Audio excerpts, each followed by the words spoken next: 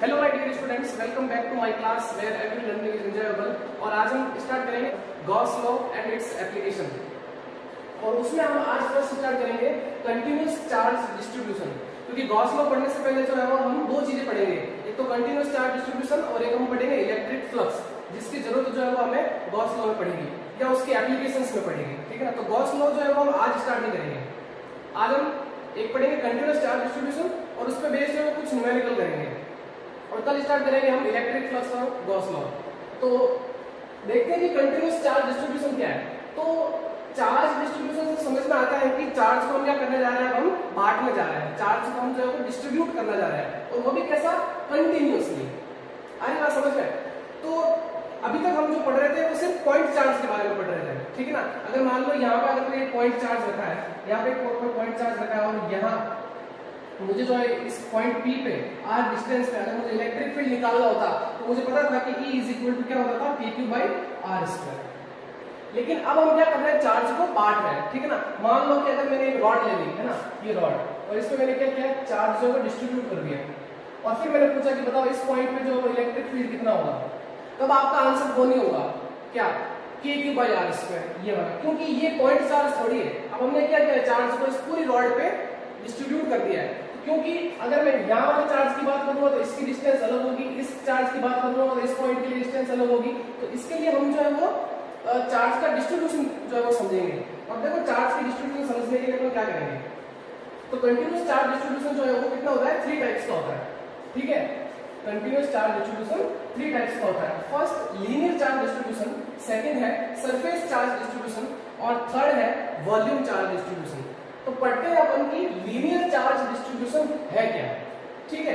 तो देखो linear charge distribution basically वही है कि अगर मान लो मेरे पास में कोई एक मान लो मेरे पास में एक वायर है, ठीक है, और मैं क्या कर रहा हूँ, उस पर जो है वो चार्ज डिस्ट्रीब्यूट कर रहा हूँ उसकी लेंथ के अकॉर्डिंग, मतलब लीनियरली एक तरह से, ठीक है ना। तो जैसे कि मेरे पास में एक वायर है, इस पे मैंने चार्ज क्या किया, इसकी लेंथ के अलाउंग चार्ज को मैंने जो है वो डिस्ट्रीब्यूट कर दिया। तो इस टाइप के डिस्ट्रीब्यूशन को हम बोलते हैं क्या, लीनियर चार्ज डिस्ट्रीब्यूशन। अब फिर ये जो रिंग है, या हम जिसको बोलते हैं लूप, ये भी कौन सा है, लीनियर चार्ज डिस्ट्रीब्यूशन है। मान लो कि मेरे पास में एक वायर था, उसमें मैंने चार्ज डिस्ट्रीब्यूट किया और फिर मैंने उसको घुमा के रिंग बना दी, तो वो भी क्या है, लीनियर चार्ज डिस्ट्रीब्यूशन तो है। अब लीनियर चार्ज डिस्ट्रीब्यूशन को समझने के लिए हम यहाँ पे जो है वो एक टर्म यहाँ पे इंट्रोड्यूस करते हैं, जिसका नाम है लीनियर चार्ज डेंसिटी, जिसको हम डिनोट करते हैं किससे, लैम्डा से। और इसकी डेफिनेशन निकल के आती है क्या, कि चार्ज पर यूनिट लेंथ। आगे बात समझ में, कि उसकी यूनिट लेंथ में जो है वो कितना चार्ज डिस्ट्रीब्यूट किया हुआ है, उसी को हम बोलते हैं क्या, लीनियर चार्ज डेंसिटी, यानी चार्ज पर यूनिट लेंथ। यहां पे लिख लेना, charge per unit length is called linear charge density, ठीक।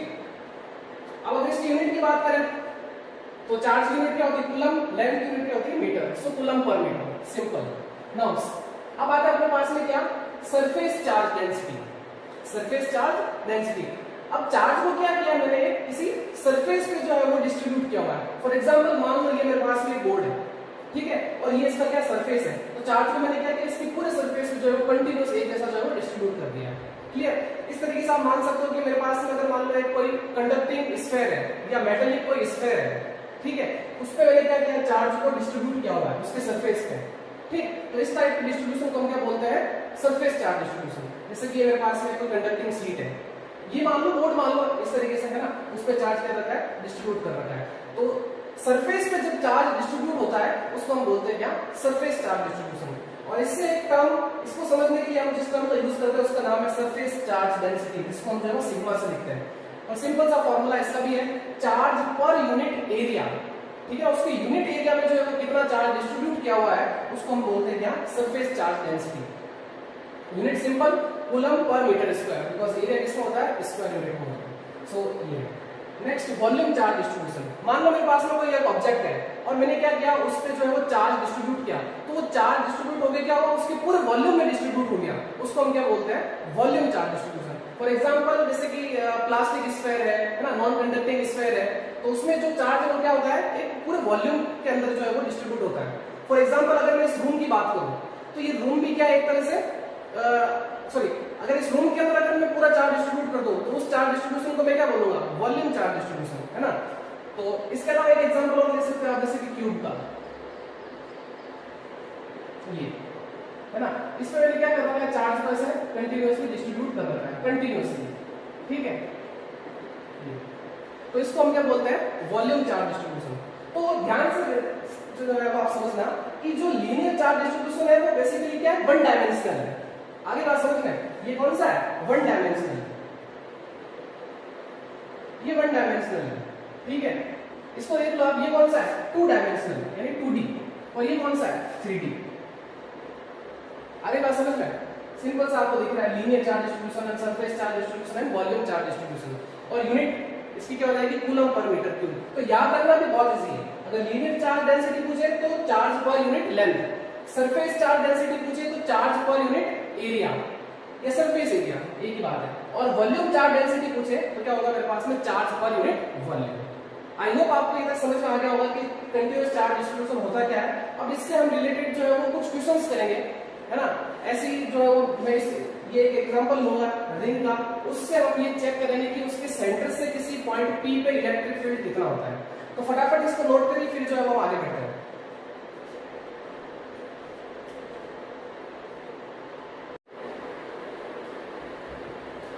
तो स्टूडेंट्स आगे बढ़ते हैं हम, और कंटीन्यूअस चार्ज डिस्ट्रीब्यूशन से रिलेटेड जो है वो हम आज न्यूमेरिकल करते हैं।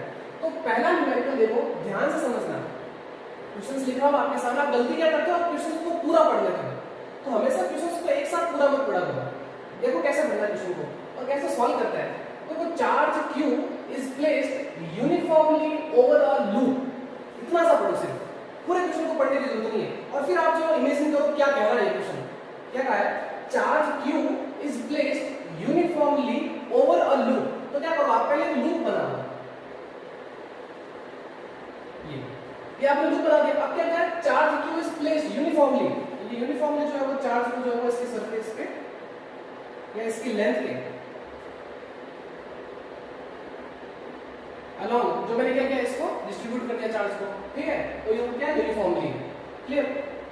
और क्या बोला, ऑफ रेडियस r, तो ये लो, ये इसकी रेडियस हो गई क्या, r, क्लियर। अब आगे बढ़ते हैं, find the electric field intensity at a point at distance x from this centre. अब सेंटर कौन सा, ये सेंटर है, इससे x डिस्टेंस पे एक पॉइंट है P, उस पे हमें क्या करना है, इलेक्ट्रिक फील्ड इंटेंसिटी फाइंड करनी है, ठीक है। यहाँ एक पॉइंट में कंसीडर कर लेता हूं, वो पॉइंट है मेरे पास में क्या, P पॉइंट, ठीक है। और इसकी डिस्टेंस इसके सेंटर से ये वो कितनी है, x, ये हमें गिवन है क्वेश्चन में, ठीक है, on the axis of the loop. तो ये मेरे पास में लूप है और ये एक्सिस है इसकी, क्लियर। तो मेरे पास में एक लूप दे रखा था, इस पे चार्ज जो है वो Q यूनिफॉर्मली जो है वो डिस्ट्रीब्यूट किया हुआ है, और इसके सेंटर से एक पॉइंट है, वो मैंने कंसीडर कर लिया P, वो कितने डिस्टेंस पे है, x डिस्टेंस पे है। यहां पर हमें जो क्या करना है, इलेक्ट्रिक फील्ड इंटेंसिटी फाइंड करनी है, ठीक है। ये था हमारा क्वेश्चन। ये जो कंडीशन लिखी हुई इसके मैं आगे समझाऊंगा क्या है, ये लिखा हुआ है ना, also analyse the result on the condition x greater than r, ये मैं आगे समझाऊंगा।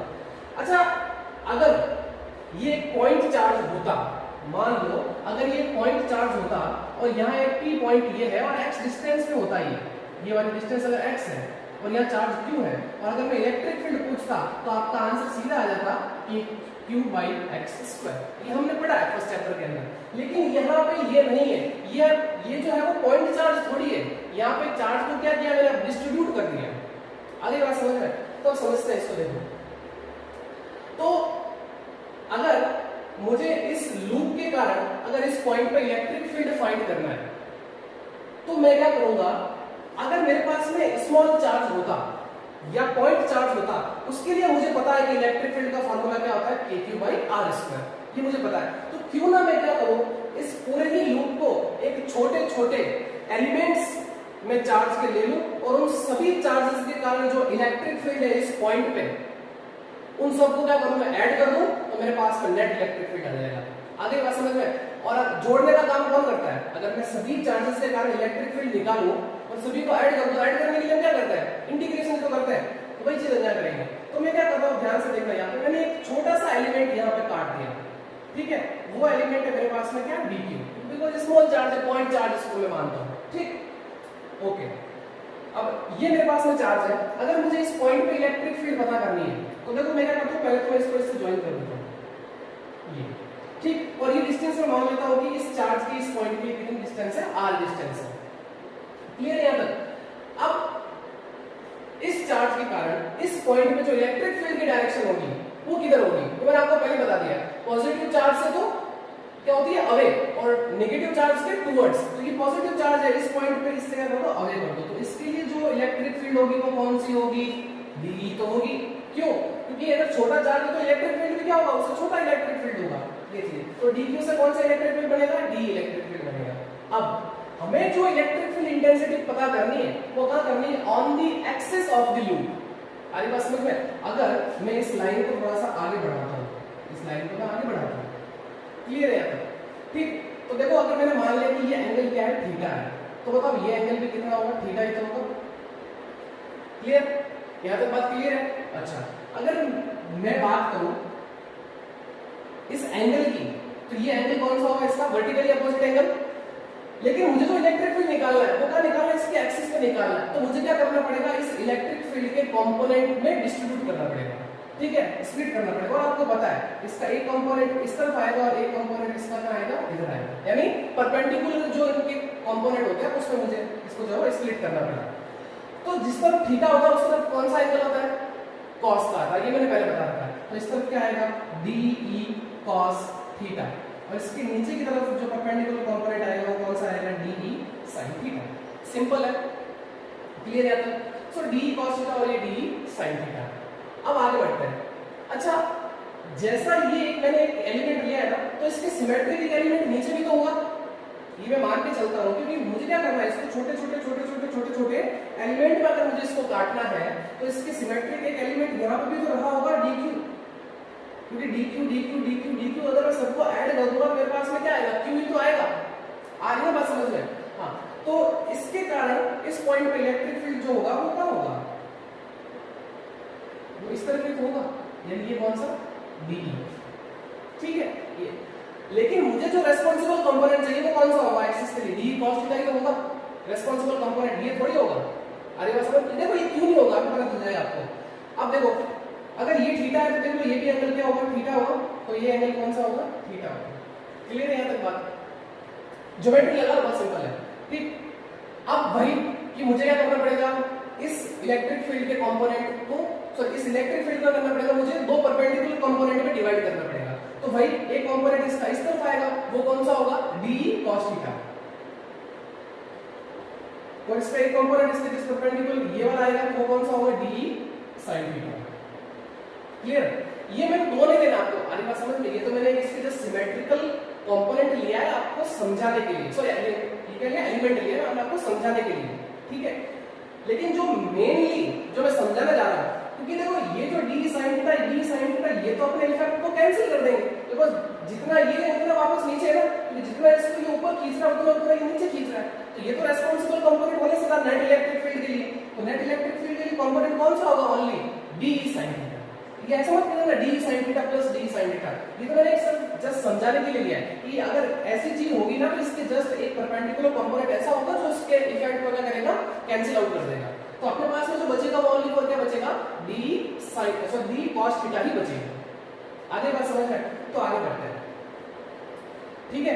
अब बात करता हूं इस पे जो चार्ज डिस्ट्रीब्यूशन है वो कौन सा है, लीनियर चार्ज डिस्ट्रीब्यूशन। मैंने पहले बताया था लूप, रिंग, वायर, इन पे कौन सा डिस्ट्रीब्यूशन होता है, लीनियर चार्ज डिस्ट्रीब्यूशन होता है। तो लीनियर चार्ज डिस्ट्रीब्यूशन लगाते हैं अपन यहाँ पे, तो लैम्डा इक्वल टू क्या आएगा, Q/L, linear charge distribution, charge per unit length.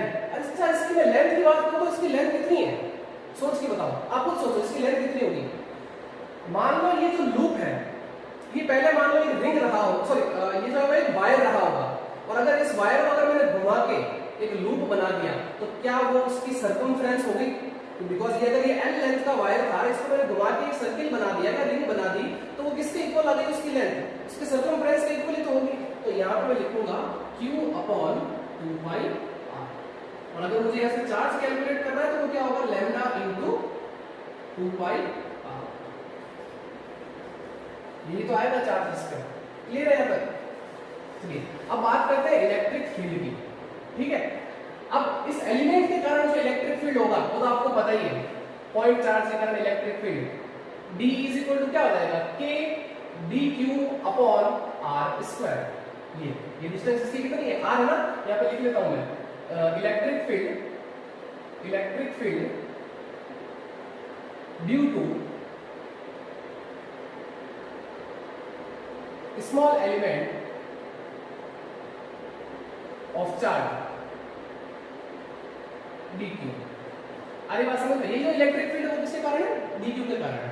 अब मुझे क्या करना है कि टोटल इलेक्ट्रिक फील्ड निकालना है, तो मैंने क्या किया, इस पूरे ही लूप को dq चार्ज में कन्वर्ट कर दिया और फिर मैंने सबको क्या किया, ऐड कर दिया। तो देखो टोटल इलेक्ट्रिक फील्ड, सो ऐड करने के लिए हम किस चीज का यूज करते हैं, टोटल इलेक्ट्रिक फील्ड इंटीग्रेशन। वो क्या हो जाएगा मेरे पास में, integration of d cos theta, because कौन सा कंपोनेंट आएगा, d cos थीटा ही तो आएगा। आ रही बात समझ में, ओके। सो अब d की वैल्यू जो मैं यहां से पुट कर देता हूं, सो e इज इक्वल टू मेरे पास में हो जाएगा integration k dq upon r square और फिर हो जाएगा ये क्या, cos थीटा। क्लियर है यहां तक। अब यहां देखो इंटीग्रेशन किसका होगा, dq का होगा तो k cos थीटा और ये अपॉन r स्क्वायर, ये बाहर आ जाएंगे, तो ये हो जाएगा मेरे पास में k cos theta upon r square और इंटीग्रेशन किसका होगा, dq का। तो आपको पता है कि इंटीग्रेशन ऑफ dx क्या होता है, x, इंटीग्रेशन ऑफ dt क्या होता है, t, इसी तरीके से इंटीग्रेशन ऑफ dq क्या हो जाएगा, q। सो k q cos theta upon r square. Clear.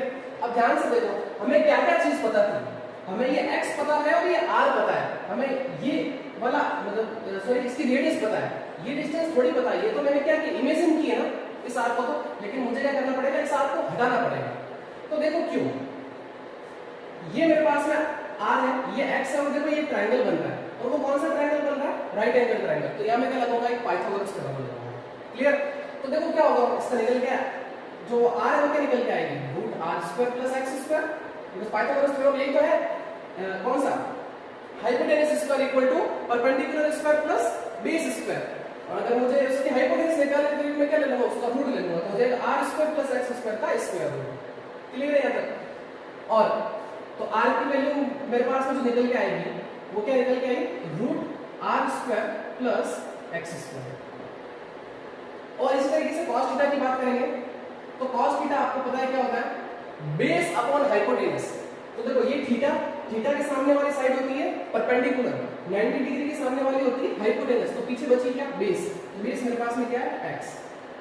Now hypotenuse, hypotenuse मेरे पास में क्या है, root r square plus x square, root r square plus x square. ये दोनों चीजें मैं क्या करता हूं, इसमें पुट कर देता हूं, आगे बात समझ में। तो देखो क्या हो जाएगा मेरे पास में, E is equal to k q और अपॉन r स्क्वायर, तो r मेरे पास में क्या है, root r square plus x square, उसका स्क्वायर करूंगा तो रूट हट जाएगा, तो यहां पे बच जाएगा मेरे पास में r square plus x square. Now cos theta, cos theta की जगह मैं ये पुट कर दूंगा, वो हो जाएगा मेरे पास में x upon root r square plus x square. Clear है यहां तक। नाउ अब E is equal to k qx upon, ये देखो इसकी पावर कितनी 1 और इसकी पावर कितनी 1/2, तो देखो बेस सेम है ना तो पावर ऐड हो जाएगी, तो ये मेरे पास में हो जाएगा r square plus x square 1 plus 1/2, वो मेरे पास हो जाएगा कितना, 3/2। This is the formula for electric field due to a loop. आगे बात समझ में। तो ये इलेक्ट्रिक फील्ड का फार्मूला है, इस लूप के कारण उसके एक्सिस पे अगर कोई एक पॉइंट है P और वो कितना x डिस्टेंस पे है, तो जो इलेक्ट्रिक फील्ड होता है वो ये होता है। ठीक है। अब इस चार्ज को अगर मैं इस लीनियर चार्ज डेंसिटी की फॉर्म में रखता हूं तो क्या करूंगा, q की वैल्यू रख दो ना यहां पे, तो देखो इलेक्ट्रिक फील्ड का फार्मूला क्या बन जाएगा, तो ये हो जाएगा मेरे पास में k की जगह तो ये, और इस q की जगह आ जाएगा मेरे पास में lambda into 2 pi r multiply x divided by r square plus x square की पावर कितनी, 3/2। अगर आपको लीनियर चार्ज डेंसिटी अगर आपके क्वेश्चंस में गिवन है तो आप जो है ये फार्मूला यूज कर लेंगे। ठीक है यहां तक। अच्छा, अब एक जो कंडीशन को आपको दे रखी लास्ट में, also analyse the result on the condition x greater than r। देखो ये चीज क्या है, अगर मैं इस लूप की बात करूं, अगर बहुत दूर से देखूं, मान लो 1 किलोमीटर या 2 किलोमीटर दूर से देखूं, तो मुझे ये बताइए आप सोच के, क्या मुझे ये लूप एक पॉइंट जैसा दिखेगा? मानते हो कि नहीं मानते हो? ये लूप अगर मैं इसको 1 किलोमीटर या 2 किलोमीटर दूर से देखूंगा तो मुझे एक पॉइंट चार्ज दिखेगा। अगर मैं ऐसे पास में देखूंगा तो मुझे बड़ा सा लूप दिख रहा है। अरे वो समझ में, जिसके लिए इलेक्ट्रिक फील्ड का फॉर्मूला ये आ गया मेरे पास में। अगर मैं इसको बहुत ही दूर से देखूंगा, ये दिख रहा है ना आपको, ये लिखा हुआ condition x greater than r, यानी ये जो डिस्टेंस है ये बहुत ज्यादा है इसके रेडियस के कंपेयर में, तो आपको वो एक पॉइंट चार्ज भी दिखाई देगा। अगर ये एक पॉइंट चार्ज दिखाई देगा तो आप खुद सोचिए कि अगर r का स्क्वायर करोगे, अगर यहाँ पे लिखूं since x is greater than r, तो बताइए क्या ये r स्क्वायर लगभग 0 के इक्वल हो जाएगा? कि 1 किलोमीटर और इसके रेडियस में क्या फर्क पड़ेगा? हमारे पास मान लो 5 सेंटीमीटर, 10 सेंटीमीटर, 10 मीटर, ठीक है, 10 मीटर तक हो जाएगा ना, 5 सेंटीमीटर मान लो, तो ये इसके कंपैरिजन में बहुत कम है। हमारे पास में कहाँ सेंटीमीटर का किलोमीटर, तो ये चीज मैं समझाने जा रहा हूं बेसिकली। सो r स्क्वायर लगभग क्या हो जाएगा? 0 हो जाएगा। तो यहाँ पे आप 0 रखोगे तो ये वैल्यू 0, तो आपके पास में क्या बच गया? x स्क्वायर की पावर 3/2। तो देखो ये 2 से ये 2 कट जाएगा और फिर ये x से ये 3 टाइम्स, तो आपके पास में फॉर्मूला क्या निकल के आया? E is equal to kq by x square. तो आप खुद समझ गए होंगे अब कि किसी भी पॉइंट चार्ज के कारण इलेक्ट्रिक फील्ड का फॉर्मूला यही तो आया था हमारे पास में, kq बाई एक्स स्क्वायर। तो मैंने पहले ही आपको बताया था कि पॉइंट चार्ज की कोई फिक्स डेफिनेशन नहीं है, वो डिपेंड करता है कि आप उसको देख कहां से रहे हो चार्ज को। अगर मैं इसको पास से देख रहा हूं तो मुझे एक बड़ा सा लूप दिख रहा है जिसके लिए इलेक्ट्रिक फील्ड है। अगर मैं इसको बहुत दूर से देखता हूं, ठीक है, तो मुझे क्या दिख रहा है? पॉइंट चार्ज का ये फॉर्मूला यही तो होता है, kq by x square. Clear है तक? तो ये एक अच्छा न्यूमेरिकल है, ये एग्जाम में, बोर्ड एग्जाम में पूछा जाता है। क्लियर? सो फटाफट नोट करिए इसको। तो चलिए अब हम एक और एग्जांपल करते हैं और अच्छे से समझते हैं कि कंटीन्यूअस चार्ज डिस्ट्रीब्यूशन एक्चुअली में होता क्या है। तो चलिए एक एग्जांपल मैं और लेता हूं, ठीक है, एग्जांपल नंबर 2 आज का। मान लो मेरे पास में एक रॉड है,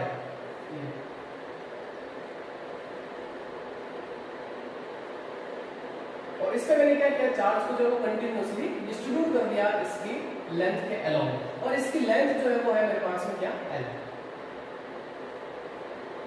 क्लियर है तक? और मुझे क्या करना है? अब इस पॉइंट पे, यहाँ एक कोई पॉइंट है P, इस पे मुझे जो है वो इलेक्ट्रिक फील्ड पता करना है कितना होगा, ठीक है, यहाँ से यहाँ। और इसकी डिस्टेंस मैं मान लेता हूँ यहाँ से लेके यहाँ तक की जो डिस्टेंस है वो मेरे पास में है E, ये A डिस्टेंस है। क्लियर है तक? अच्छा, अगर ये पॉइंट चार्ज होगा तो सीधा सा मेरा आंसर आ जाता क्या? E is equal to kq by a square. Clear? लेकिन ये मेरे पास में पॉइंट चार्ज नहीं है। क्यों? क्योंकि इस चार्ज के लिए डिस्टेंस इस पॉइंट की अलग है, इस चार्ज के लिए डिस्टेंस अलग है, इस चार्ज के लिए डिस्टेंस अलग है, तो हम यहाँ पे वो फॉर्मूला नहीं लगा सकते हैं E is equal to kq by r square. तो देखो हम क्या करेंगे अब इसको, अब हम क्या करेंगे? इस लेंथ, इस L लेंथ के जो ये मेरे पास में जो ये रॉड है या ये वायर है, कुछ भी मान लो इसको, तो इसमें जो चार्ज हम क्या करेंगे? उसको एक छोटे से एलिमेंट में काटेंगे।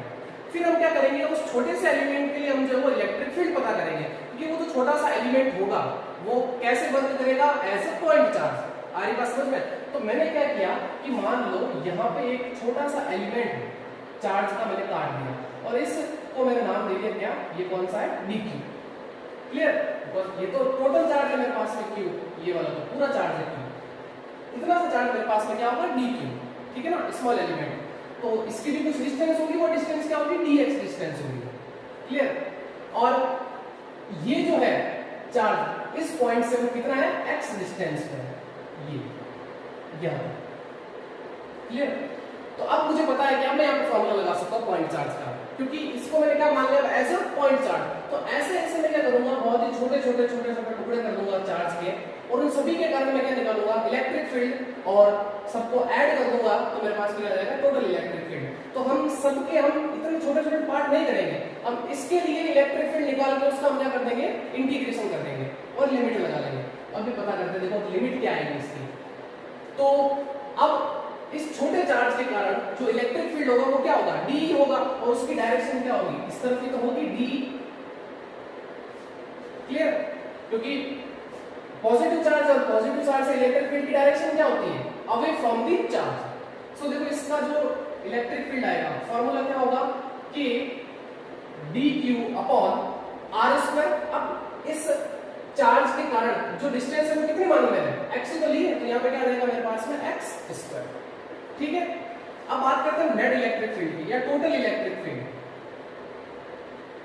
तो वो मेरे पास में क्या आएगा, E is equal to integration of d. यही तो करूंगा मैं, यही तो चीज करूंगा।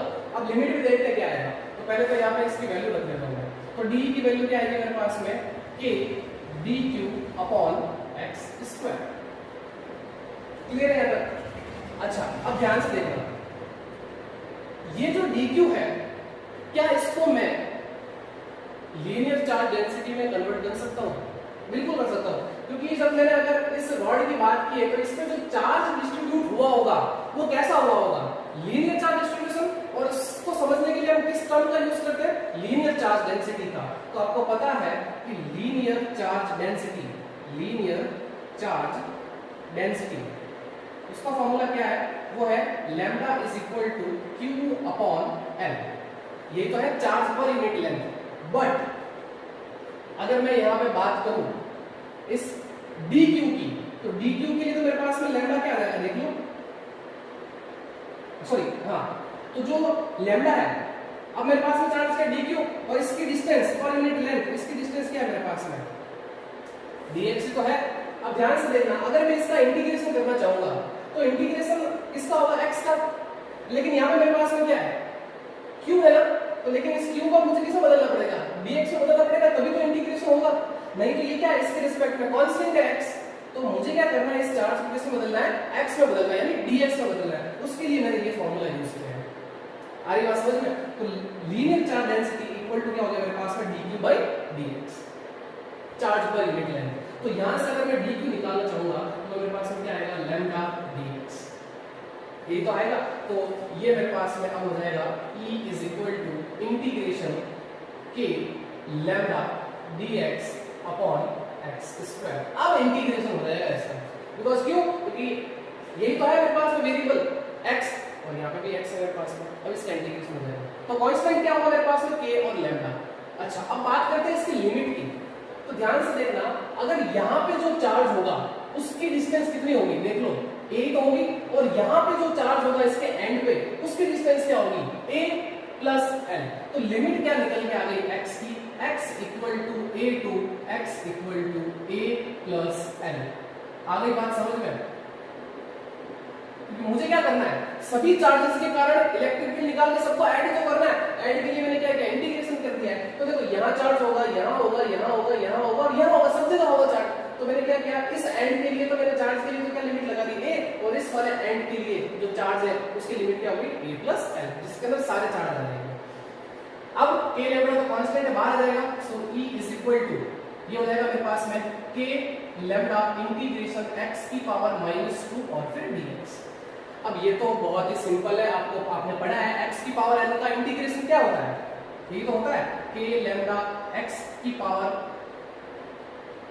-2 प्लस 1 डिवाइडेड बाय -2 प्लस 1, और लिमिट लगा देंगे यहाँ पे क्या, a से a प्लस l। यही तो फॉर्मूला होता है, इंटीग्रेशन ऑफ x की power n dx is equal to x की power n plus 1 upon n plus 1। ये तो फॉर्मूला पढ़ा है, और फिर प्लस c। लेकिन कांस्टेंट हम नहीं लगाएंगे क्योंकि लिमिट हमारे पास में लगा दी है। तो ये c कब लगाते हैं, जब हमारे पास में इंटीग्रेशन की लिमिट लगी हुई नहीं होती है तब। ठीक है, लिमिट लगी हुई तो हमें कांस्टेंट c जोड़ने की जरूरत नहीं है। तो अब ये ध्यान रखो, इसका इंटीग्रेशन ये होगा, तो वही क्या मैंने पावर में 1 ऐड कर दिया divided by power plus 1। Clear? So देखो अब क्या हो जाएगा मेरे पास में, k लैम्डा, यहाँ से -2 प्लस 1, तो क्या हो जाएगा माइनस, तो मैं बाहर ले लेता हूँ -2। क्लियर? यहाँ पे कितना हो जाएगा, x की पावर -1, तो x की पावर -1 को नीचे शिफ्ट कर देता हूँ, तो ये मेरे पास में हो जाएगा कितना, 1 अपॉन x, और लिमिट हो जाएगी a to a plus l। Clear है? अब लिमिट लगा लो, upper limit minus lower limit, तो ये मेरे पास हो जाएगा minus k lambda 1 upon a plus l minus 1 upon a। ठीक है यहाँ तक? अब कुछ नहीं करते, इस माइनस दिक्कत कर रहा है, इसको मल्टीप्लाई कर दूंगा। So E is equal to k lambda 1 upon a minus 1 upon a plus l। ये मेरे पास में नेट इलेक्ट्रिक फील्ड है इस रॉड के कारण। अगर आपको किसी पॉइंट पे इलेक्ट्रिक फील्ड पता करना होता है तो आप ये फॉर्मूला यूज करेंगे। क्लियर है यहाँ तक? आगे समझ में? आगे समझ में? सो फटाफट इसको नोट करिए। सो स्टूडेंट्स, आज की क्लास में बस इतना ही।